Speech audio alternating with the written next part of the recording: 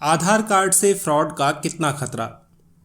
आधार card की शुरुआत से ही ये सवाल लोगों के जहन में है कि उनकी निजी जानकारी कितनी सुरक्षित है और इसमें सेंध लगने से कैसे रोका जाए। आधार कार्ड और प्राइवेसी से जुड़ी चिंताओं का आपस में गहरा नाता है। भारत सरकार ने जनवरी 2009 में भारतीय विशिष्ट पहचान प्राधिकरण यानी UIDAI का गठन किया और सितंबर 2010 से आधार कार्ड बनना शुरू हुआ। लेकिन प्राइवेसी को लेकर जैसी चिंताएं तब थीं वैसी ही अब भी हैं।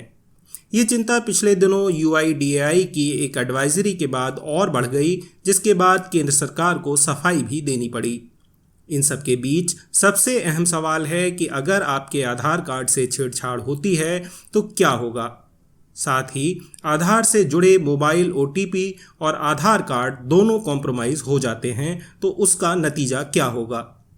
इन सवालों का जवाब जानने के लिए आइए समझते हैं कि आधार कार्ड प्राइवेसी से जुड़े मसलों को लेकर हाल फिलहाल चर्चा में क्यों है और क्या इसका दुरुपयोग किया जा सकता है। आधार कार्ड से जुड़ा हालिया विवाद। पिछले दिनों आधार से जुड़ी UIDAI की एक एडवाइजरी विवाद की वजह बन गई। इसमें कहा गया था कि किसी भी संगठन के साथ आधार कार्ड की फोटोकॉपी साझा न करें, इससे प्राइवेसी लीक हो सकती है। UIDAI ने लोगों को मास्क आधार का इस्तेमाल करने की सलाह दी थी, जिसमें आधार संख्या के अंतिम 4 अंक ही दिखते हैं। हालांकि केंद्रीय सूचना एवं प्रसारण मंत्रालय ने आनन फानन में इस एडवाइजरी को वापस भी ले लिया। उसका कहना था कि इस एडवाइजरी का गलत मतलब निकाला जा सकता है, जिससे लोग बेवजह आधार कार्ड से दूरी बनाने लगेंगे।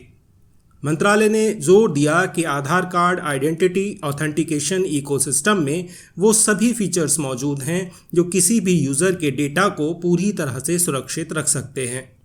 अगर आधार फोटोकॉपी चोरी हो जाए तो ये काफ़ी अहम सवाल है, लेकिन इसका जवाब जानने से पहले ये समझना ज़रूरी है कि आधार के इस्तेमाल से आपकी पहचान कैसे सत्यापित की जा सकती है। एक तरीका ये है कि आप UIDAI के QR कोड रीडर ऐप के ज़रिए अपने आधार के कोड को स्कैन करें। इसे स्कैन करते ही पहचान सत्यापित करने वाली संस्था को आपकी पर्सनल डिटेल और फोटो के साथ एक दस्तावेज़ मिलता है।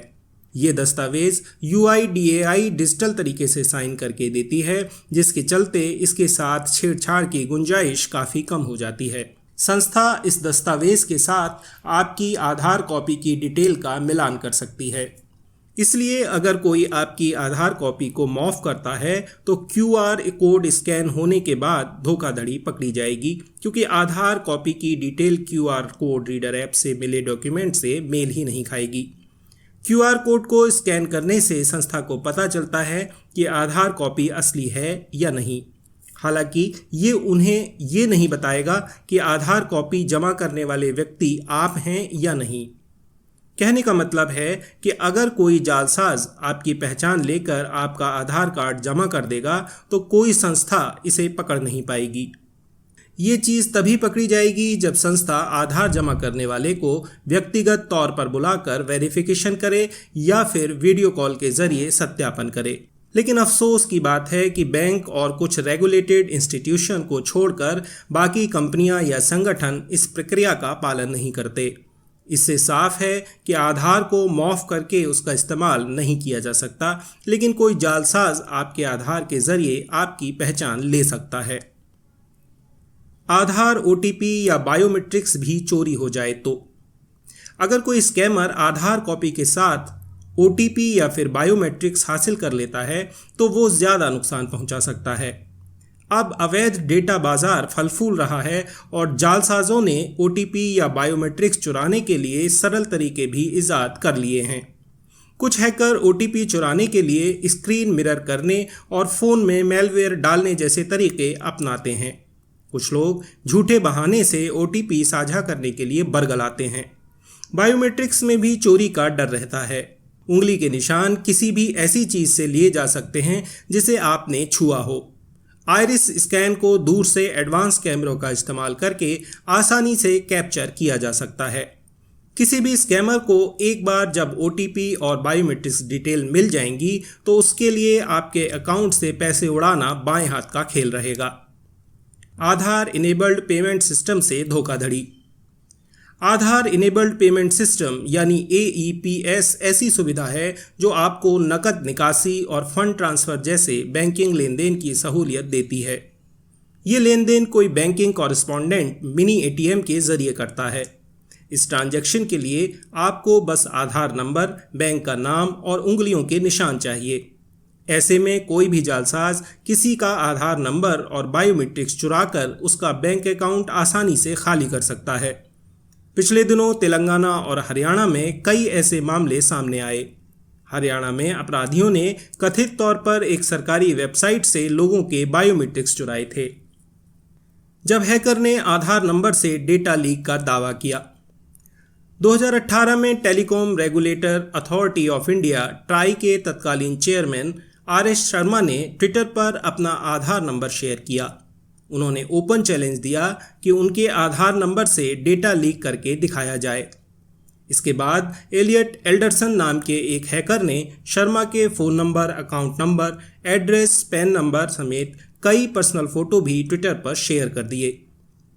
इसके साथ एलियन एल्डरसन ने ट्विटर पर प्रधानमंत्री नरेंद्र मोदी को भी अपना आधार नंबर शेयर करने का चैलेंज दिया।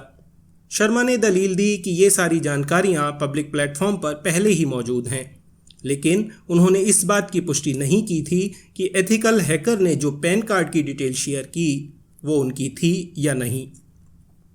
क्या आधार दूसरे आईडी के मुकाबले ज़्यादा जोखिम भरा है? इस सवाल का जवाब हाँ और ना दोनों में हो सकता है। एक और QR कोड जैसी सुविधा इसे दूसरी आईडी के मुकाबले ज़्यादा भरोसेमंद बनाती है, वहीं दूसरी ओर ये किसी के लिए एक तरह से अनिवार्य भी है। इतनी भारी संख्या में आधार कार्ड धारक होने की वजह से इसकी सेफ्टी बड़ी चुनौती भी बन जाती है। एक रिपोर्ट के मुताबिक 95% भारतीयों के पास आधार है और वे महीने में औसतन एक बार इसका इस्तेमाल भी करते हैं, क्योंकि ये कई लोगों के लिए डिफ़ॉल्ट आईडी बन गई है। आधार संख्या एक सामान्य लिंक है जो अलग अलग डेटा को एक साथ जोड़ती है। अस्पताल से लेकर छुट्टियों की यात्राओं तक हमारे जीवन के कई क्षेत्रों को आधार के जरिए जोड़ा जा सकता है, और इन टुकड़ों को एक साथ रखकर नापाक इरादों वाला कोई भी शख्स हमें नुकसान पहुंचाने के तरीके खोज सकता है।